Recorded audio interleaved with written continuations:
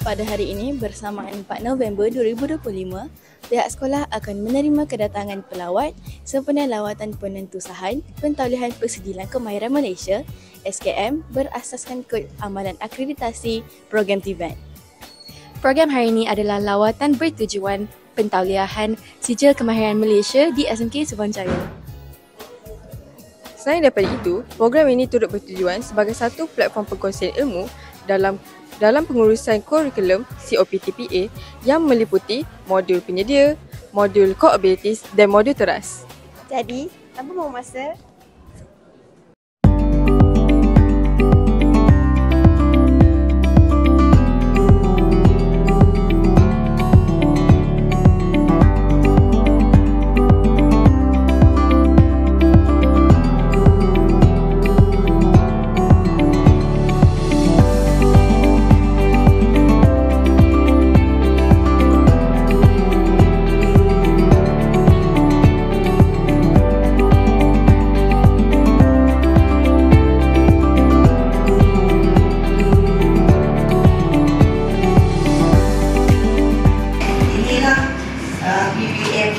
SMK Subang Jaya, dan saya berharap kehadiran tuan-tuan pada pagi ini akan memudahkan lagi usaha kita untuk meningkatkan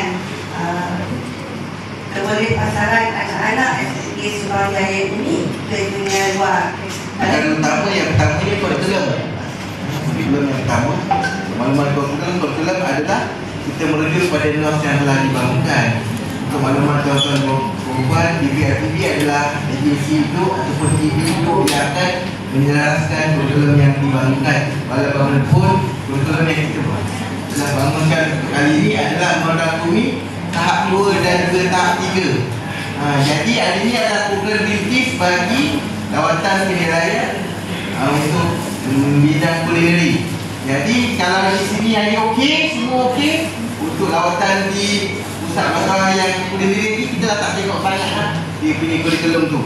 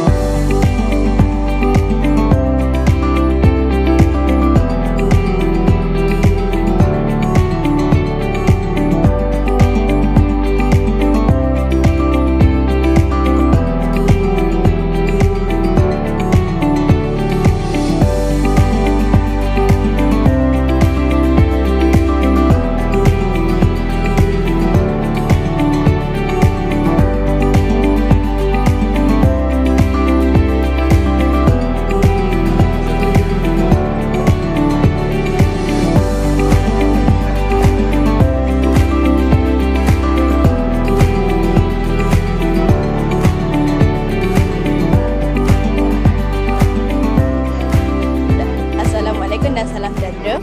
Pada hari ini saya bersama dengan Encik Zaini. Assalamualaikum Encik Zaini. Waalaikumsalam warahmatullahi wabarakatuh. Mengapakah Encik Zaini memilih sekolah SMK Subang Jaya sebagai sekolah yang dilawat?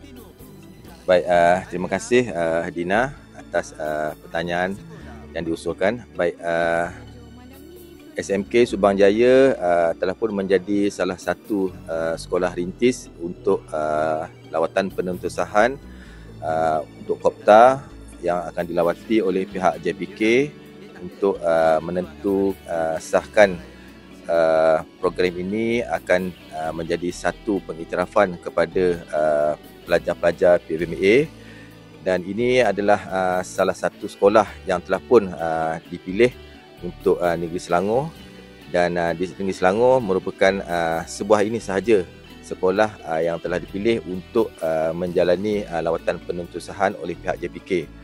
Di Negeri Selangor kita mempunyai 40 buah sekolah PVMA dan ini adalah salah satu sekolah yang telah pun difikirkan sesuai untuk dilawati oleh pihak JPK bagi program penyediaan dan pembuatan makanan. Okey, terima kasih Encik Zaini. Sama-sama.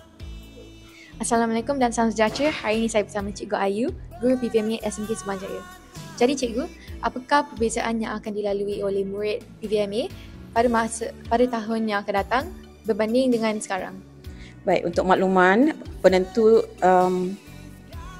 lawatan penentusahan ini menjadi lembaran barulah kita kata, laluan untuk anak-anak PVMA PBC SMK Subang Jaya ini.